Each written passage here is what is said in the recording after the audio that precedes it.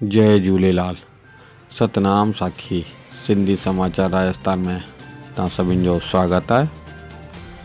अॼु तव्हांखे भगवान श्री झूलेलाल जे अहिड़े मंदर जे बारे में कुझु अहिड़ी जानकारी ॾींदासीं जेको तमामु ई जयपुर शहर जे अंदरि मशहूरु आहे, प्रसिद्ध आहे ऐं हिकिड़ी अहिड़ी कॉलोनी में ठहियलु आहे जेकी तमामु ई VIP कॉलोनी आहे ऐं मंदर बि इन नमूने ठहियलु आहे कि जीअं बिल्कुलु टूरिस्ट जिते माण्हू ईंदा आहिनि ऐं शीश महल आंगर इहो मंदरु ठहियलु आहे। जी हा, ॻाल्हि करूं पिया असां भॻवान श्री झूलेलाल मंदरु कंवर नगर जी।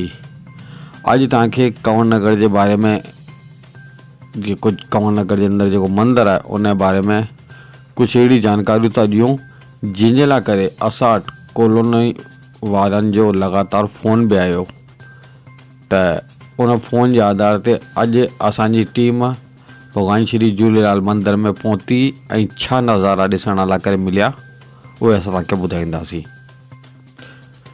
जयपुर जे कंवर नगर मंदिर जे अंदरि हेतिरी लापरवाही, भगवान श्री झूलेलाल असांजे इष्ट देव जे मंदर जे अंदरि एतिरी घोर लापरवाही बर्दाश्त का ॿाहिरि, बिल्कुलु बर्दाश्त का ॿाहिरि। ऐं जेके असांजा सिंधी समाज वारा कॾहिं माफ़ न कंदा उन्हनि माण्हुनि खे।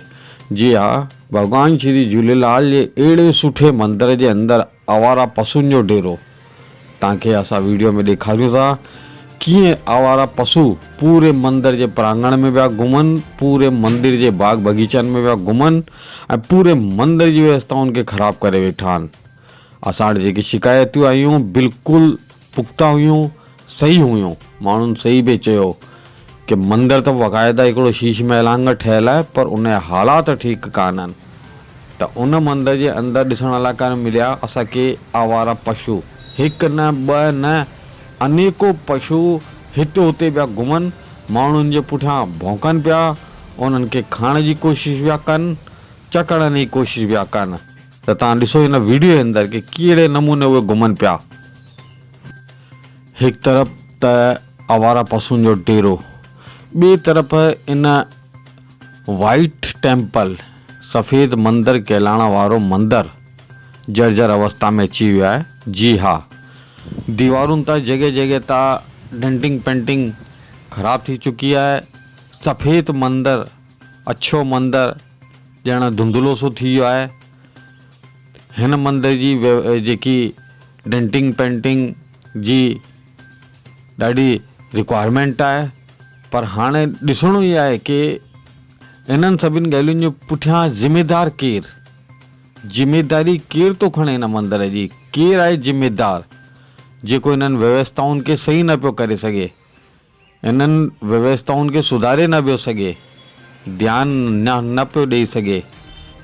उन शख़्स खां जल्द ई असां मुलाक़ात कंदासीं कि आख़िर ज़िमेदार केरु आहिनि।